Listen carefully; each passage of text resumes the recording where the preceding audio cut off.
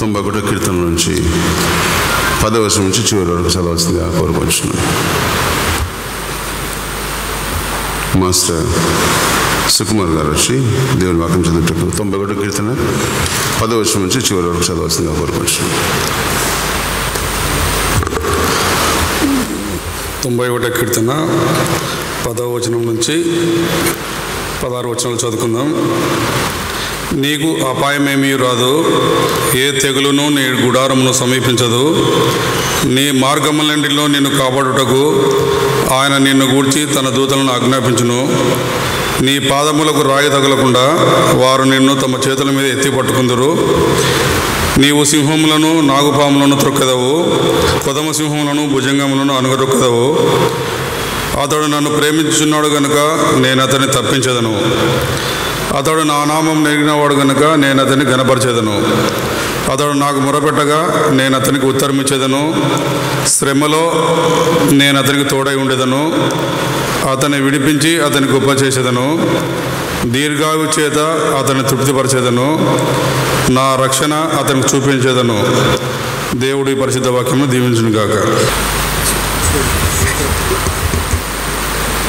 Messiah, the brightness of the glory of God and express image of his person. Messiah క్రీస్తు దేవుని మహిమ యొక్క తేజస్సును, ఆయన తత్వం యొక్క మూర్తిమంతంనై ఉన్నాడు. ఆయన అదృశ్య దేవుని స్వరూపే సర్వ సృష్టికి ఆది సంభూతుడై ఉన్నాడు. సర్వంను ఆయన ద్వారాను ఆయనను బట్టి సృజింపబడెను. ఆయన అన్నిటికంటే ముందున్నవాడు, సమస్తమునకు ఆధారభూతుడు. సంగమను శరీరమునకు ఆయనే శిరస్సు. అల్ఫాయు ఒమేగయు, మొదటివాడు కడపటివాడు, జీవించువాడు, మృతుడైనప్పటికీ ఈ యుగంలో సజీవుడై ఉన్నవాడు. 7 నక్షత్రములు తన కుడి చేత పట్టుకుని 7 దీపస్తంభముల మధ్య సంచరించేవాడు. అగ్ని జ్వాల వంటి కన్నులను అపరంజిని పోలిన పాదములు గల దేవుని కుమారుడు. దావీదు తాళపు చెవి కలిగి సత్యస్వరూపియగు పరిశుద్ధుడు యేసుక్రీస్తు నామంన మనకందరికీ పరిశుద్ధ దినపు శుభములు ఆశీర్వాదములు కలుగునుగాక. ఆమేన్. ప్రభునందు ప్రియులారా, ఉదయకాలంన చదవబడిన లేఖన భాగంలో నుండి కీర్తనల గ్రంథం కొన్ని ఆధ్యాత్మిక విలువలు మీతో కలిసి ధ్యానించవలెనని నేను ప్రేరేపింపబడి ఉన్నాను. మనకందరికీ తెలుసు, కీర్తనల గ్రంథము సమ్మరీ ఆఫ్ ద బైబిల్. పరిశుద్ధ లేఖనంలో ఉండే సందేశం అంతా కూడా కీర్తనల గ్రంథంలో ఉంది అని పండితులందరూ అంగీకరించే భావన. మరి ముఖ్యంగా యేసుక్రీస్తు అనేక మార్లు కీర్తనల గ్రంథంలో నుండి కోట్ చేయడం జరిగింది. యేసుక్రీస్తు కాలంలో that was called as the prayer book of second temple. రెండవ దేవాలయంకు ప్రార్థనా పుస్తకంగా పరిగణింపబడింది. యేసుక్రీస్తు కూడా చదివేవాడు. 150 కీర్తనలు ఉన్నాయి, మనకందరికీ తెలుసు. పంచస్కందములు 1 నుండి 41 వరకు, 42 నుంచి 72, 73 నుంచి 89, 90 నుంచి చివరి దాకా 7 రకముల సాంగ్స్ ఉన్నాయి. కీర్తనల గ్రంథంలో 7 రకముల సాంగ్స్ అని పండితులందరూ అంగీకరించే భావన. 1 హిమ్స్ ఆఫ్ ప్రైజ్, స్తుతి ఆరాధన కీర్తనలు. 2 కృతజ్ఞతాస్తుతి కీర్తనలు. 3 విలాప కీర్తనలు. 4 రాజరిక కీర్తనలు. 5 జ్ఞాన కీర్తనలు. 6 సియోను కీర్తనలు. 7 మిక్సెడ్ సాంగ్స్. సియోను కీర్తనలు అంటే వారు పిల్గ్రిమేజ్కి వెళ్ళేటప్పుడు పాడుకోదగిన కీర్తనలు, సియోను కీర్తనలు. రచయితలు కూడా 7 ఉన్నారు. జనరల్గా ఈ సామ్స్ను చదివేటప్పుడు వెంటనే మన నోటికి వచ్చే మాట దావీదు రచించిన కీర్తన. దావీదు రచించని కీర్తనలు కూడా ఉన్నాయి. దావీదు 1% కీర్తనలు రచించి ఉన్నాడు, కానీ మరికొంతమంది కీర్తనలకారులు ఉన్నారు. ఒకరు ఆసాపు కీర్తనలు, కోరహు కుమార్ల కీర్తనలు, దైవజనుడైన మోషే 90-91 కీర్తనలు, సొలొమోను 73-127 కీర్తనలు అను అనుకున్న రీతిగా ఈ 72వ కీర్తన ఉత్తర ప్రతి రీతిగా చదవడం జరిగింది. సో ఫైన్ కోఇన్సిడెన్స్ అని నేను అనుకుంటున్నాను. ఆ తర్వాత హేమాను, ఏతాను, ఈ రీతిగా 7 రచయితలు 7 రకములైన సాంగ్స్ రచించిన ఒక అద్భుతమైన అమూల్యమైన పుస్తకము కీర్తనల గ్రంథం. యేసుక్రీస్తు జననం మొదలుకొని పునరుద్ధానం వరకు ఆధ్యాత్మిక విలువలు లేఖన భాగంలో రాయబడి ఉన్నాయి. 2వ కీర్తన 7వ వచనంలో నీవు నా కుమారుడవు, నేడు నేను కని ఉన్నాను. అది యేసు బర్త్ను సూచించేది. ఆయన సఫరింగ్స్ను సూచించే కీర్తనలు 22వ కీర్తన నా దేవ నా దేవ నన్నెందుకు చేయి విడిచితివి. 35వ కీర్తన తండ్రి నీ చేతికి నా ఆత్మను అప్పగించున్నాను. కనుక ఇవి సఫరింగ్స్ను సూచించేవి. రిజరక్షన్ను సూచించే కీర్తన 16వ కీర్తన. ఆ తర్వాత రిజరక్షన్ అండ్ అసెన్షన్ను సూచించే కీర్తన 110వ కీర్తన. కనుక the person and purpose of the Messiah అంతా కూడా కీర్తనల గ్రంథంలో అద్భుత రీతిగా రచింపబడి ఉందని పండితులందరూ గుర్తిస్తుంటారు. కనుక ఈ ఉదయకాలంన చదవబడిన లేఖన భాగంలో నుండి కొన్ని ఆధ్యాత్మిక విలువలు మీతో కలిసి ధ్యానించవలెనని నేను ప్రేరేపింపబడినాను. The foundational, formidable faith facet final. ఒక విశ్వాస జీవితంలో ఫండమెంటల్గా, ఫార్మిడబుల్గా ఫెయిత్ స్టేటస్ కలిగిన కీర్తన 91వ కీర్తన. He who dwelleth in the secret place of the Most High shall abide under the shadow of the Almighty. మహోన్నతుని చాటున నివసించువాడే సర్వశక్తుని నీడను విశ్రమించువాడు. ఆయనే నాకు ఆశ్రయం, నా కోటని నమ్ముకున్న దేవుడని నేను యెహోవాను గురించి చెప్పుచున్నాను. మెస్సానిక్ సాంగ్స్ కొన్ని ఉన్నాయి, వాటిని సూచిస్తాను. 2వ కీర్తన, 8వ కీర్తన, 16, 22, 23, 24, 40, 41, 45, 68, 69, 72, 89, 91, 102, 110, 118, ఈ 17 కీర్తనలు మెస్సానిక్ సాంగ్స్. కీర్తనల గ్రంథంలో మెస్సానిక్ ఇంప్లికేషన్స్ ఉన్నాయని సూచించే కీర్తనలు ఇవి. ఆయన జననం మొదలుకొని 2వ రాకడ వరకు ఉన్న ప్రవచనాలు. కనుక ఒక అద్భుతమైన పుస్తకము కీర్తనల గ్రంథం. సెకండ్ బైబిల్ అని కూడా పండితులు భావిస్తుంటారు. మినియేచర్ బైబిల్ అని కూడా అంగీకరిస్తుంటారు. అనగా ఆదికాండం మొదలు ప్రకటన గ్రంథం వరకు ఉండే సందేశం అంతా ఈ కీర్తనల గ్రంథంలో ఉందని అనేకులు గుర్తిస్తూ ఉంటారు.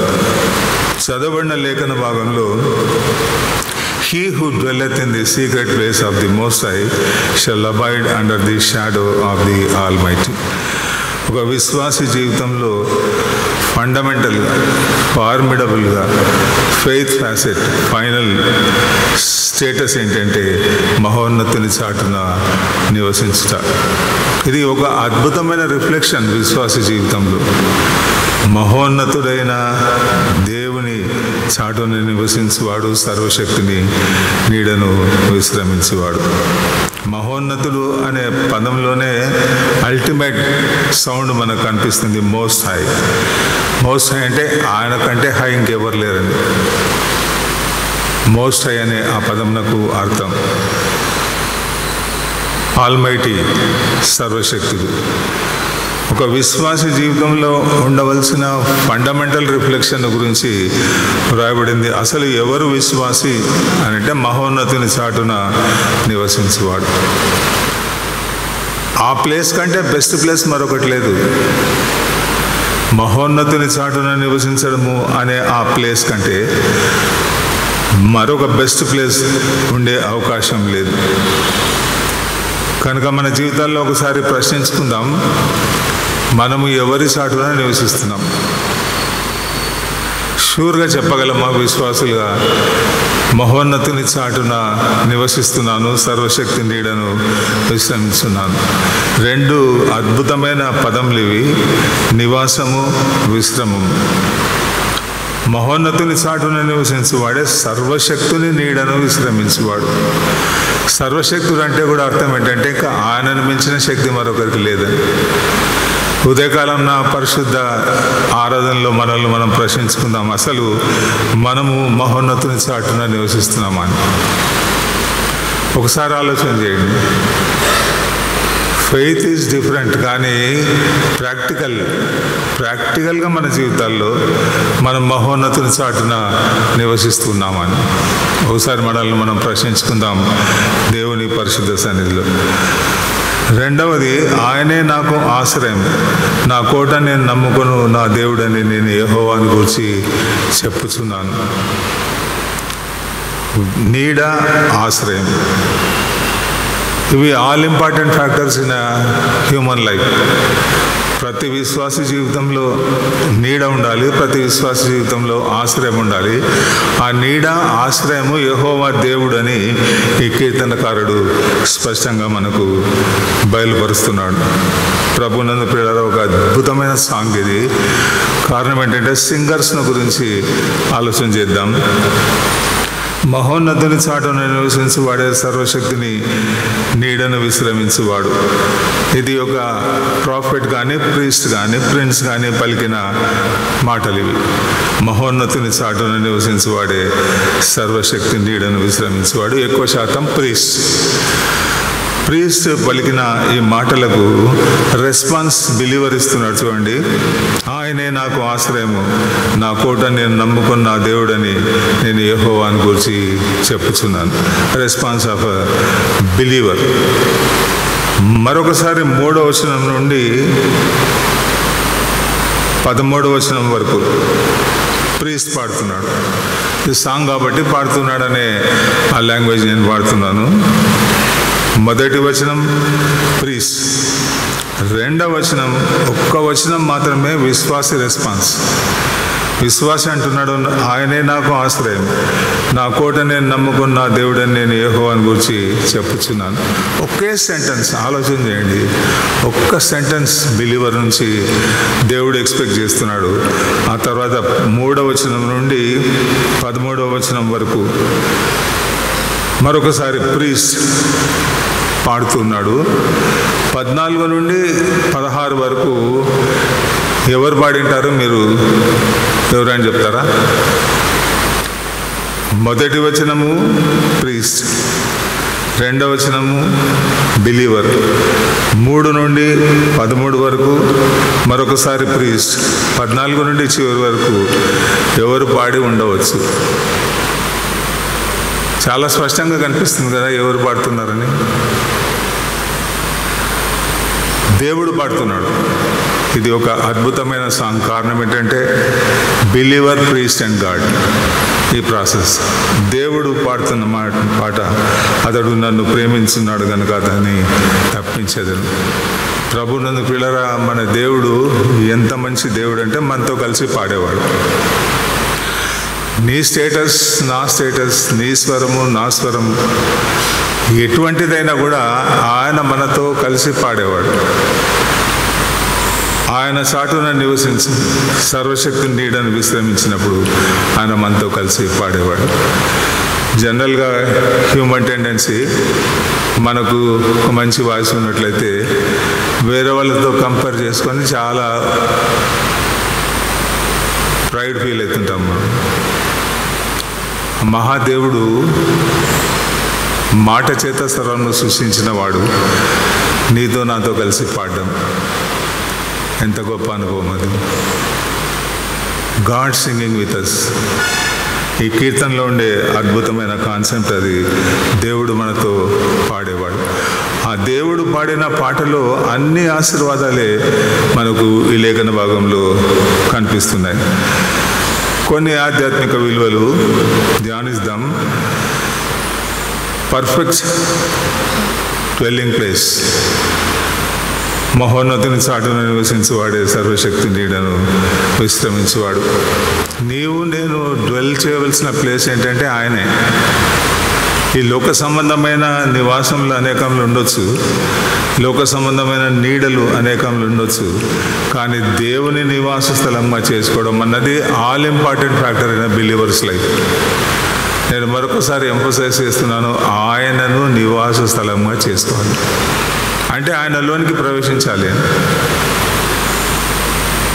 ఎవడు నా యందు నిలిచి ఉండునో, నేను ఎవని యందు నిలిచిందునో వాడు బహుగా ఫలించును. ఉదయకాలంలో మనల్ని మనం ప్రశ్నించుకుందాం, అసలు ఆయన నీడలో మనం ఉన్నామా, మనం ఆయనలో విశ్రమిస్తున్నామా అంటే ఒక చాలా ఇంటిమేట్ ఎక్స్పీరియన్స్ అది. దేవునితో చాలా ఇంటిమేట్ ఎక్స్పీరియన్స్. ఆయనకి ఎంత దగ్గరగా ఉన్నాము అని అంటే ఆయన నీడలో విశ్రమిస్తున్నాము. ఆయననే మనకు ఆశ్రయము, కోట, నమ్ముకొను నా దేవుడని. 4వ వచనంలో ప్రీస్ట్ మళ్ళీ పాడుతూ అంటున్నాడు, ఆయన తన రెక్కలతో నిన్ను కప్పును, ఆయన రెక్కల క్రింద నీకు ఆశ్రయం కలుగును. రెక్కలు అనే ఆ సెంటెన్స్ పక్షులకు వాడే సెంటెన్స్, అది కామన్. కానీ అది ఒక అద్భుతమైన కాన్సెప్ట్ బైబిల్లో. దేవుడైన యెహోవా రెక్కలతో నిన్ను కప్పును. మనకందరికీ తెలుసు ఈ పక్షి అనాలజీ.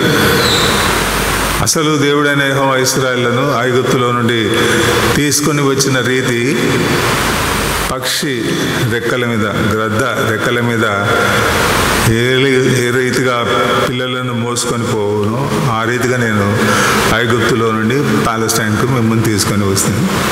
సో పక్షి పిల్లలు ఉండే అనుభవం మనకు దేవునిలో ఉండాలి అని ఈ కీర్తనలో మనం గుర్తిస్తున్నాం. తన రెక్కలతో నిన్ను కప్పును, ఆయన రెక్కల క్రింద నీకు ఆశ్రయం కలుగును.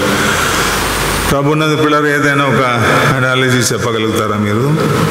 రెక్కల క్రింద ఆశ్రయం, రెక్కలతో నిన్ను కప్పును అంటే మన న్యాచురల్ లైఫ్లో మనం గుర్తించే ఒక సిస్టమ్ ఉంది. చెప్తారా ఎవరైనా? అన్నిటికంటే మంచి ప్రొటెక్షన్ ఇచ్చే బర్డ్ ఎవరు? యేసుక్రీస్తు చెప్పిన మాటనే ఆలోచన చేద్దాం. కోడి తన రెక్కల క్రింద తన పిల్లలను కాపాడినట్లు నేను మిమ్మను కాపాడగొడుతుంది, కానీ మీరు వెళ్ళకపోతుంది. అంటే యేసు ప్రభు క్రియేటర్, ఆయన దృష్టిలోనే కోడి ఇచ్చే ప్రొటెక్షన్ పర్ఫెక్ట్. పిల్లలకు కోడి ఇచ్చే పర్ఫెక్షన్. ఇక్కడ ఉన్న మనకందరికీ ఒక 10-15 years బ్యాక్ ఈ కోడి సిస్టమ్ మనకు తెలుసు.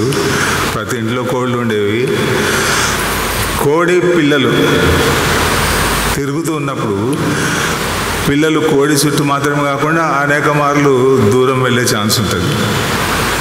డేంజర్ వస్తుంది ఆ పిల్లలకు అని ఆ మదర్ హెన్ ఆలోచన చేసినప్పుడు వెంటనే ఒక స్పెసిఫిక్ సౌండ్ చేస్తుంది. ఆ సౌండ్ ఆ పిల్లలకు మాత్రమే తెలుసు, తల్లి పిలుస్తుంది అని. పిలిచిన తర్వాత ఆ రెక్కల క్రింద వాటికి ఆశ్రయం కలిగినప్పుడు నో ఫియర్ ఎట్ ఆల్. అంత మాత్రమే కాకుండా సింహం వచ్చినా కూడా కోడి తన పిల్లలు విడిచిపెట్టదు. మన జీవితాల్లో సింహం ఎవరో తెలుసు. చెప్పండి, మన జీవితాల్లో ఎవరు సింహం? మనకు మనమే సింహాలా? మన జీవితాల్లో సింహము చాలా చాలా ఇంపార్టెంట్ సింహం ఉంది. సేటన్కు ఉండే టైటిల్ కదా అది, గర్జించు సింహం. ఆ గర్జించు సింహం ఎప్పుడు ప్రేస్ కొరకు చూస్తుంటుంది, ఎవరిని మృంగుదునా అని. ఆ ప్రేస్ కొరకు చూస్తున్నప్పుడు దేవుడు మనకి అనుగ్రహించే ప్రొటెక్షన్ ఏంటంటే వేటకాని ఊరిలో నుండి ఆయన నిన్ను విడిపించును. మొదటి ఆధ్యాత్మిక సత్యం, ద పర్ఫెక్ట్ డ్వెల్లింగ్ ప్లేస్. మన జీవితాల్లో ఒక పరిపూర్ణమైన నివాస స్థలం ఎవరు అంటే దేవుడే. అసలు విశ్వాసికి దేవుడు అనుగ్రహిస్తున్న స్టేటస్. మనలో ఏ మనిషి లేకపోయినప్పటికీ నేను నిన్ను ప్రొటెక్ట్ చేస్తా అంటున్నాడు దేవుడు. మనలో ఏమాత్రము ఆయనకు కోరిన పరిశుద్ధ లేఖనానుసారమైన విశ్వాసం లేకపోయినప్పటికీ, come unto me all that labour and heavy laden I will give you rest. కనుక ఈ ఉదయకాలం నా పర్ఫెక్ట్ డ్వెల్లింగ్ ప్లేస్ మన జీవితాల్లో ఉందని.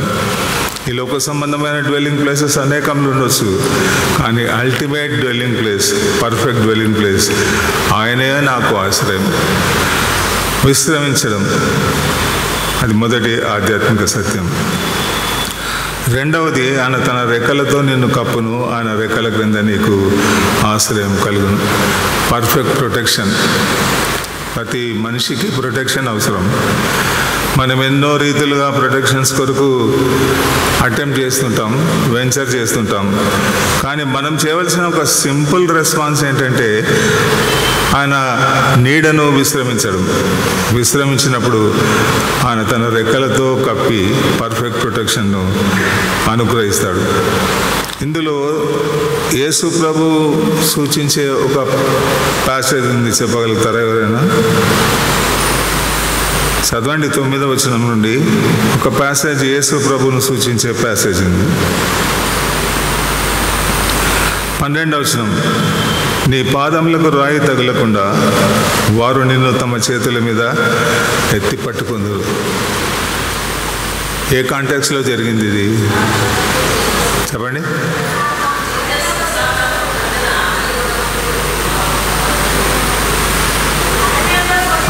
అరణ్యంలో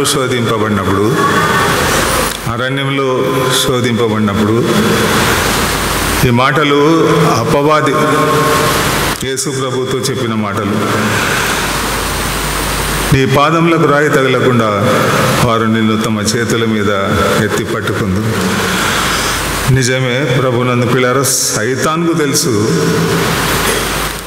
యేసుక్రీస్తు పాదములకు రాయి తగలదు. మనం అంత సీన్లో ఆయన ఆలోచన చేయం. కానీ ఇది మెసానిక్ ప్రాఫెసీ అని చెప్పడానికి ఈ లేఖనం ఆధారం. యేసుక్రీస్తును చూడొచ్చు ఈ కీర్తనలోని. యేసుక్రీస్తులో పర్ఫెక్ట్ డ్వెల్లింగ్ ప్లేస్. నా యొద్దకు రండి, నేను మీకు విశ్రాంతిని కలుగజేస్తాను. రెండవది, ఆయనలో పర్ఫెక్ట్ ప్రొటెక్షన్. కోడి తన రెక్కల క్రింద మిమ్మును కాపాడినట్లు నేను మిమ్మును కాపాడనోలెత్తిని కానీ మీరు వెళ్ళకపోతుంది. ఆ తర్వాత పర్ఫెక్ట్ హీలింగ్ను గురించి రాయబడింది. చీకటిలో సంచరించి తెగులనకైనాను, మధ్యాహ్నమందు పాడు చేయి రోగంనకైనాను నీవు భయపడకుందు. నాకు ఒక్కోసారి క్వశ్చన్ వస్తుంది, ఏ తెగులును నీ గుడారము సమీపించదు అని చెప్పడానికి మనకు ఆస్కారం ఉందా? ప్రతి ఇంట్లో ఏదో ఒక రకమైన డిసీజెస్, కానీ తెగులు అన్నది డేంజరస్. ఆ తెగులు అన్నది చాలా డేంజరస్ డిసీజ్. అది సమీపించదు విశ్వాసులకు. నిజమైన విశ్వాసి, మహోన్నత చాటును నివసించే విశ్వాసికి ఆ తెగులు సమీపించదు. అంటే జీవితాల్లో షూర్గా హెల్త్ ప్రాబ్లమ్స్ ఉంటాయి ప్రతి ఇంట్లో, కానీ ఏ తెగులును నీ గుడారము సమీపించదు, నీకు అపాయం ఏమీ రాదు. అదే the best treatment of the heavenly doctor. పరమ వైద్యుడు యేసు ప్రభు ద్వారా వచ్చే బెస్ట్ ట్రీట్మెంట్ ఏంటంటే నీకు అపాయం ఏమీ రాదు. తెగులు సంభవించిన నీకు అపాయం రాదు. గొప్ప ప్రామిస్ ఇది. నిజమే, ఆయన చాటున నివసించినప్పుడు ఆయనకు మనకు కలిగే ఈ రోగంల నుండి, తెగుల నుండి అపాయం లేకుండా చేసేవాడు ఆయన. మొట్టమొదటి ఆధ్యాత్మిక సత్యం పర్ఫెక్ట్ డ్వెల్లింగ్ ప్లేస్. రెండవది పర్ఫెక్ట్ ప్రొటెక్షన్. 3 perfect healing. 9వ వచనం, యెహోవా నీవే నా ఆశ్రయమని నీవు మహోన్నతుడైన దేవుని నీకు నివాస స్థలంగా చేసుకొని ఉన్నావు. ఇది కోరస్. ఇది ఫస్ట్ సెంటెన్స్లో ఉన్న మీనింగే 9th సెంటెన్స్లో కూడా ఉంది. ఈ సాంగ్కు కోరస్. ఇది ఒక అద్భుతమైన సంగీతం. 91వ కీర్తన. ఆ తర్వాత, నీవు సింహంలను నాగుపాములను త్రొక్కెదవు, కొదమ సింహంలను భుజంగంలను అణగద్రొక్కెదవు.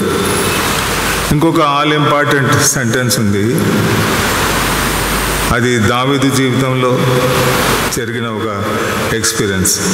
7వ వచనం, నీ ప్రక్కన 1000 మంది పడినను, నీ కుడి ప్రక్కన 10,000 మంది కూలినను అపాయం నీ యొద్దకు రాదు. ఎందుకు నేను డేవిడ్కు చాలా ఫేవరెట్ సెంటెన్స్ అంటున్నానంటే, ఈ 10,000 అనే పదం దావీదు జీవితంలో అల్టిమేట్. అది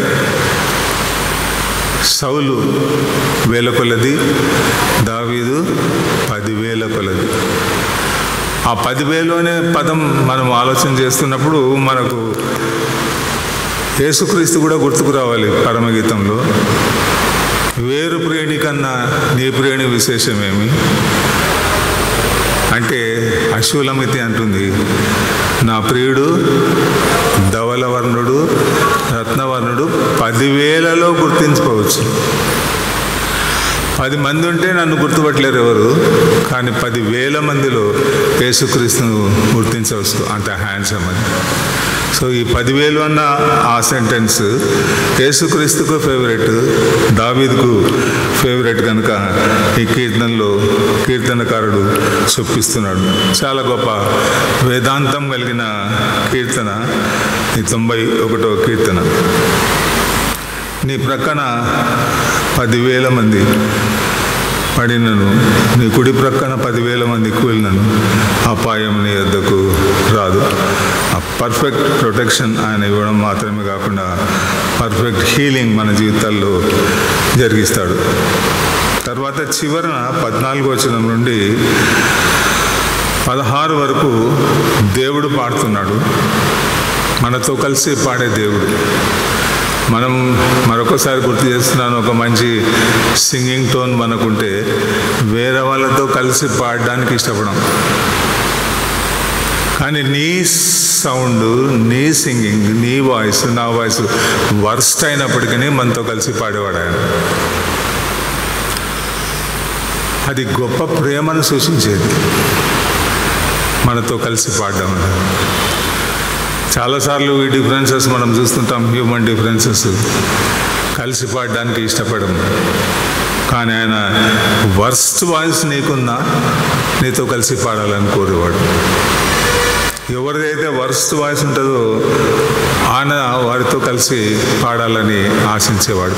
వారికి పాట నేర్పియాలని, వారికి సంగీతం నేర్పియాలని, వారికి వేదాంతం నేర్పియాలని కలిసి పాడేవాడు దేవుడైన యెహోవా. చూడండి, అతడు నన్ను ప్రేమించున్నాడు కనుక నేను అతన్ని తప్పించేదాన్ని. విశ్వాసి చేయవలసిన రెస్పాన్సెస్ 3 ఉన్నాయి, ఆయన చేసే రెస్పాన్సెస్ 7 ఉన్నాయి. 3 స్టెప్స్ నీ నుంచి నా నుంచి ఆయన కోరేది, కానీ నీ కొరకు నా కొరకు ఆయన చేసే ఆశీర్వాదాలు 7. గమనించండి. 1, అతడు నన్ను ప్రేమించున్నాడు కనుక నేను అతన్ని తప్పించేదాన్ని. అతడు నా నామం ఎరిగినవాడు కనుక నేను అతన్ని ఘనపరిచేదను. అతడు నాకు మొరపెట్టగా నేను అతనికి ఉత్తరం ఇచ్చేదాను. 3 రెస్పాన్సెస్ మన నుంచి ఆయన కోరేది. ఆయన అనుగ్రహించే ఆశీర్వాదాలు గమనించండి. నేను అతన్ని తప్పించేదాను. ఎంత గొప్ప ప్రామిస్ ఇది! ఇది మనం ఎందుకు క్లెయిమ్ చేయలేకపోతున్నామంటే ఆయన ప్రేమించడం లేదు. ఆయనను ప్రేమిస్తే తప్పిస్తాడు. ఎటువంటి సిచ్యువేషన్లో నుండి ఆయన మనల్ని తప్పించగలిగిన సమర్థుడు, శక్తివంతుడు, సర్వశక్తివంతుడు. 2వది, అతడు నా నామం ఎరిగినవాడు కనుక నేను అతన్ని ఘనపరిచేదను. అసలు ఇది ఊహించలేని స్టేటస్ విశ్వాసకి. నేను అతన్ని ఘనపరిచేదను. దేవుణ్ణి మనం పరచాలి, కానీ ఆయన అంటున్నాడు నేను అతన్ని ఘనపరిచేదను. ఎంత తగ్గింపు అది! దేవునిలో ఉండే మీక్నెస్ అది, సాత్వికుడు. ఆయన నీకు నాకు అనుగ్రహించే 2వ రెస్పాన్స్ ఏంటంటే ఘనపరిచేదను.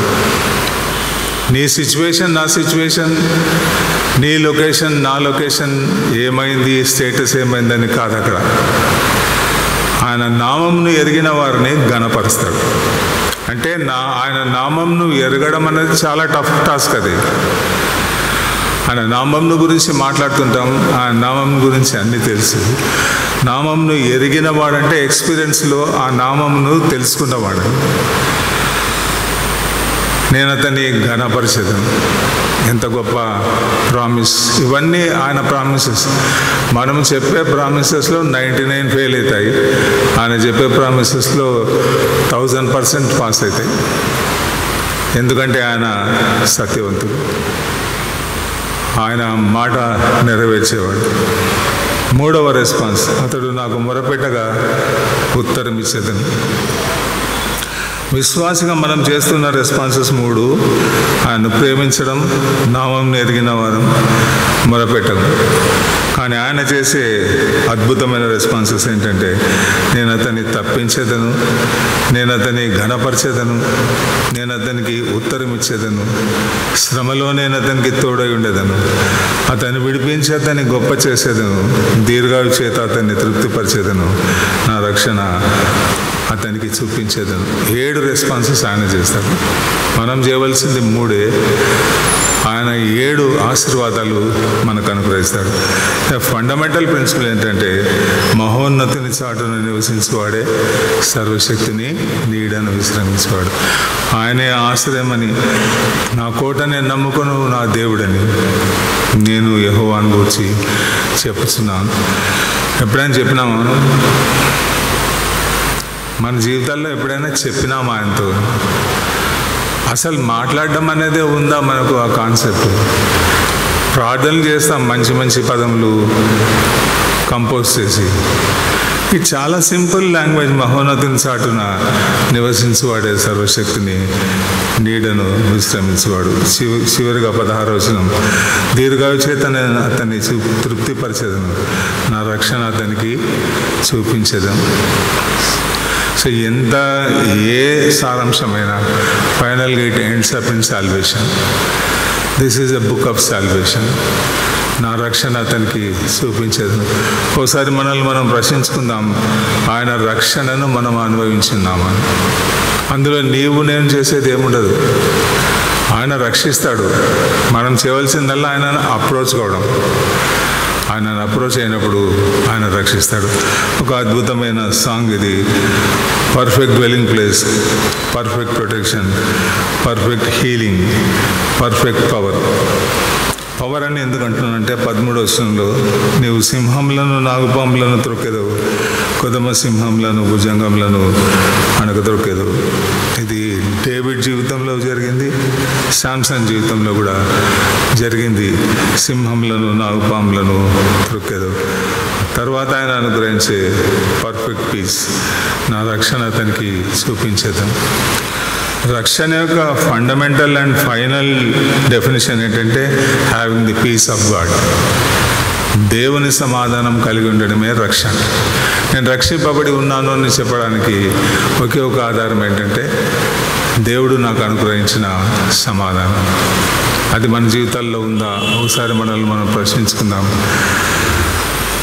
హ్యూమన్ పీస్ కొరకు మనం ఎంతో వెంచర్స్ చేస్తుంటాం, కానీ డివైన్ పీస్, నా రక్షణ నేను చూపించదను. I shall give my peace unto you. నా శాంతిని మీకు అనుగ్రహించి వెళ్తున్నాను. ఇది లోకం ఇచ్చినటువంటి శాంతి కాదు. లోకంలో శాంతి ఉంది, దాన్ని అచీవ్ చేయొచ్చు, పర్చేస్ చేయొచ్చు. కానీ దేవుడు అనుగ్రహించు శాంతిని ఎవరు అచీవ్ చేయలేరు, పర్చేస్ చేయలేరు. అర్హత లేదు. ఆయన శాంతిని పొందడానికి మనకెవ్వరికి అర్హత లేదు. ఒకవేళ మీకు ఉండొచ్చేమో, నా మటుకు నాకైతే ఆయన శాంతిని పొందడానికి అర్హత లేదు. కేవలం ఆయన విశేష కనికరం, కృపా బాహుల్యం చొప్పున ఆయన తన రక్షణను, శాంతిని నాకు అనుగ్రహిస్తున్నాడు. అద్భుతమైన సాంగ్. ఇంటికి వెళ్ళిన తర్వాత కూడా ఒకసారి ఆలోచన చేయండి. ఆయన మనతో కలిసి పాడే దేవుడు. ఆయనతో కలిసి మనం పాడదాం, ప్రార్థన చేస్తాం. కొద్ది క్షణాలు ప్రభు సన్నిధిలో మౌనంగా గడుపుదాం. 91వ కీర్తన ఒక అద్భుతమైన, అమూల్యమైన, ఆశీర్వాదకరమైన కీర్తన. మహోన్నతిని చాటున నివసించే వారికి ఆయన అనుగ్రహించే అనేక ఆశీర్వాదాలు. అన్నిటికంటే ప్రాముఖ్యంగా ఆయన అనుగ్రహించే రక్షణ. ఈ అనుభవాలు మనకున్నట్లయితే ప్రభుని స్తుతిద్దాం. లేనట్లయితే ఇదిగో ప్రభు నీ సన్నిధిలో ప్రార్థిస్తున్నాను. 91వ కీర్తన ప్రకారం మహోన్నతుని చాటున నివసించటకు, సర్వశక్తి నీడను విశ్రమించటకు నా ప్రాణము ఆశగొనుచున్నది అని ఆయనతో చెప్పినట్లయితే ఆయన అనుగ్రహించే పర్ఫెక్ట్ ఎక్స్పీరియన్సెస్ అన్నీ మనం గుర్తించగలుగుతాం. ఈ అనుభవాలు ఉన్నట్లయితే ప్రభుని స్తుతిద్దాం. లేనట్లయితే ఇదిగో ప్రభా, ఈరోజు మహోన్నతుని చాటున నివసించడానికి, సర్వశక్తి నీడను విశ్రమించడానికి నేను ఇష్టపడుతున్నాను అని ఆయనతో చెప్దాం. పరిశుద్ధమైన తండ్రి, నీవు మాకు అనుగ్రహించిన పరిశుద్ధ దేవాలయం, పరిశుద్ధ సంఘం, పరిశుద్ధ పరిచర్య కొరకై నీకు కృతజ్ఞతాస్తుతులు చెల్లిస్తున్నాం. వాక్యం ధ్యానించిండగా అభిషేకించింది, నీ చాటును నివసించడానికి మాకు నేర్పింది, నీ రక్షణను గ్రహించటకు కృపను అనుగ్రహించండి. సంఘం ద్వారా మహిమ పొందమని యేసు నామమున ప్రార్థిస్తున్నాం తండ్రి.